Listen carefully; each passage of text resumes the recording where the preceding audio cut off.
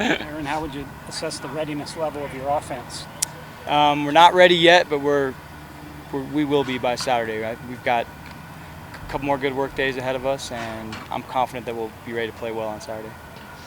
What's your favorite part of Game 1? It's a little different than the rest of the season because a lot of work's gone into it. What do you enjoy most about Game 1?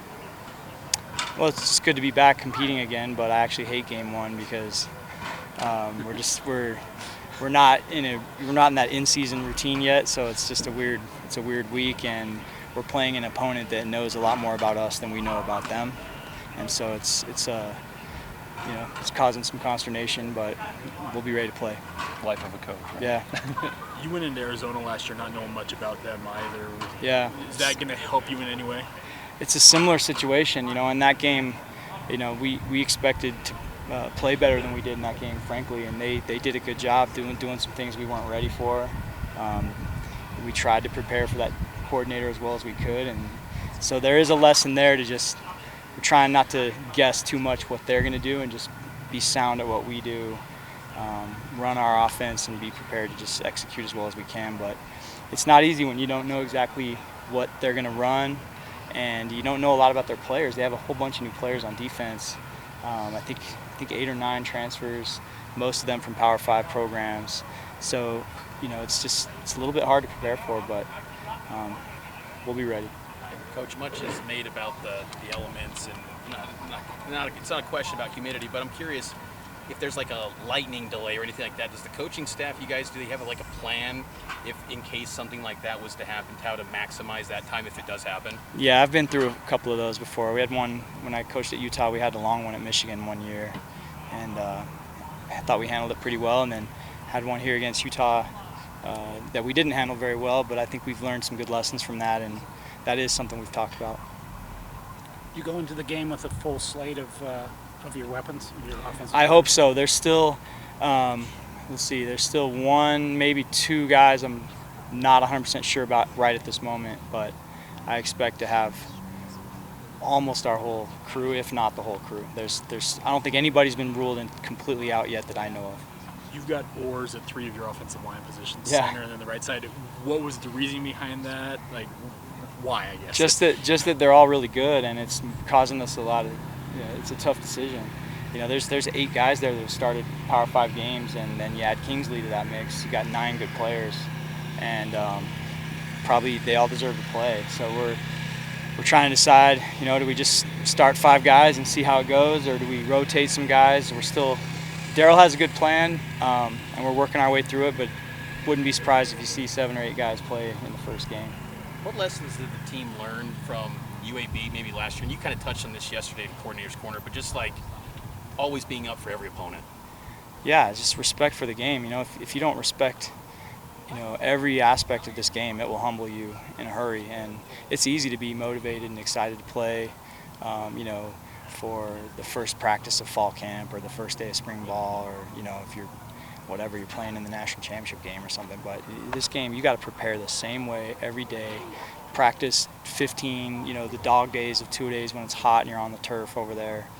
You got to be the same every day, and so that's one of the things we have to do better this year is stay humble and handle success. We had a chip on our shoulder the last 2 years for various reasons, and this year we've had a lot of people telling us that we're good. And so we have to be able to handle that. And keep that edge and keep that chip on our shoulder that we've always had. And it's a new challenge, but I'm excited about it. What are your expectations for Chris Brooks in Game 1? I expect him to run the ball really hard and have a big impact on the game. He's a good player, and I think he's going to show it on Saturday. How did Miles Davis win that RB3 spot? Just by having a great camp. One of the most improved players on our team. He was just sort of a positionless athlete for a while. He wasn't quite a receiver. He wasn't quite a running back. He was just a big, fast guy that he really, really dedicated himself, though, to learning the offense. And he looks like a totally different guy this fall camp. He's really proud of him, how hard he's worked, and I think he's going to do some good things for us this year. Do you think he's made the biggest jump from the spring to the summer and to the fall? He would be up there. He's one of those guys. I would put Ethan Erickson in that category too. He's another one who was not even on the radar at the start of spring, and now he's a guy that could maybe play this year. You know, there's a few of them. Braden Cosper's one who I always thought he was a good player, but he's just been hurt so much, and we just didn't really know what to expect. He's had a great camp, and he's going to play Saturday. I'm excited to see him play because just what he's been through. He's been through some really tough stuff, and just can't wait to see him get on the field and do something. And so yeah, there's been a few of those guys, but Miles is definitely a guy who has stood out. The quarterback's done any work with the wet footballs? We always mix in some of that, but you know, there's been games where we didn't do it and it rained and it didn't matter. You know, we played well, and then you know, there's been games where we dunked the ball in the water and it rained and we didn't play well. So I don't know if it really. I think Jaren's played enough football in his life and played in enough bad weather. You know, he grew up in Utah. He's played enough bad weather in his life. I don't think it's going to affect him, and that's the main guy that that has to handle it. Go ahead. I was just gonna say on the depth chart, you guys kind of re-merged the tight end and the fullback room a little bit. Mason is now sort of backlisted as a tight end. Is that more situational, or is that a? No, it's just you're going to see all three of those guys a lot.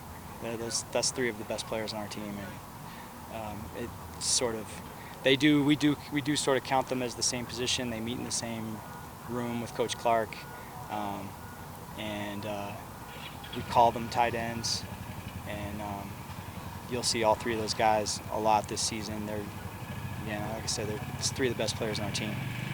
How much changes if Jaren gets hurt? That's a reality in football, and you've had to deal with it before. But how much do you have to adjust in that circumstance? Not a ton. I mean, that's one thing I like about our quarterbacks is they're all similar in size and skill set. And that's intentional. We've tried to recruit a group of guys that can all run the same system and not have to completely change. I mean, anytime your backup goes in, you might simplify a little bit until he gets his feet wet. That's normal. But we have a lot of confidence in Jacob, and the other guys are getting better every day. You noted that confidence with the QBs. With Jaren, how much autonomy of this offense, like the feedback he can give even to you, like what he's seeing, how much input does he really have on this? A lot, yeah. He's on a different level this year. Just with he audibled a lot last year. We gave him a lot of plays to situations to get us in the right play, and we're doing more of that than we ever have since I've been here. And he's really smart. He does a good job with that stuff. Awesome. Okay. Thanks, Aaron. Okay. Thank you. Thank you guys. See you in Tampa. Yeah.